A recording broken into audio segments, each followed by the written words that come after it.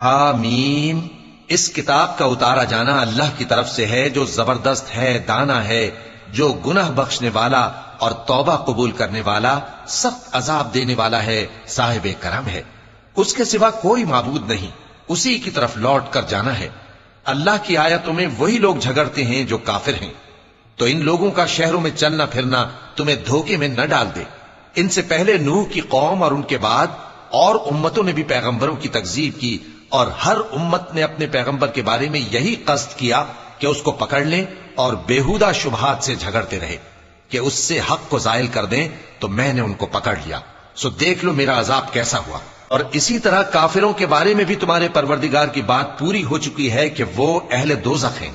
جو لوگ عرش کو اٹھائے ہوئے اور جو اس کے گردا گرد حلقہ باندھے ہوئے ہیں یعنی فرشتے، وہ اپنے پروردگار کی تعریف کے ساتھ تسبیح کرتے رہتے ہیں اور اس پر ایمان رکھتے ہیں، اور مومنوں کے لیے بخشش مانگتے رہتے ہیں کہ اے ہمارے پروردگار، تیری رحمت اور تیرا علم ہر چیز کو سموئے ہوئے ہے، تو جن لوگوں نے توبہ کی اور تیرے رستے پر چلے ان کو بخش دے اور دوزخ کے عذاب سے بچا لے۔